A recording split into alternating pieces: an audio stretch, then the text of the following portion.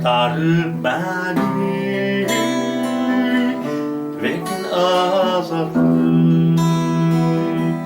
Kalbim seninle taptı rahatlığı. Doldurdun ruhuma beni Rabbim. Sana şükürleri getirirəm.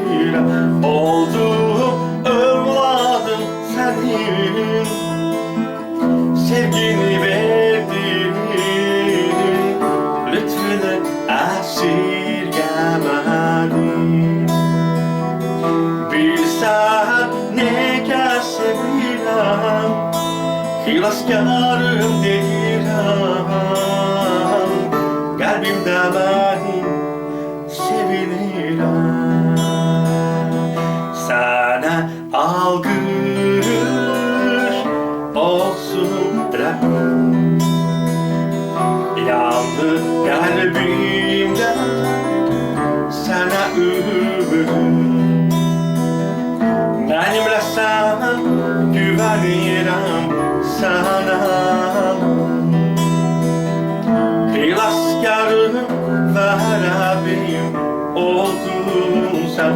Oldum evladın senin, sevgini verdin, lütfünü esirgemedim.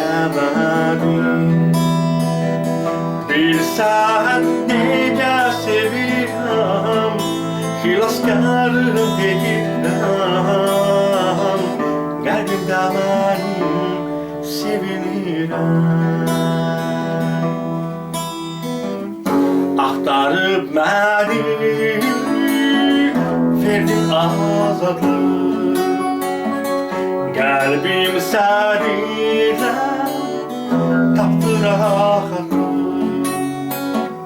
Doldurdun ruhuma beni Rabbim. Sana şükürleri getirirəm. Oldum evladın senin, sevgini verdin, lütfünü esirgemedim. Bilsen nece sevirəm, xilaskarım deyirəm.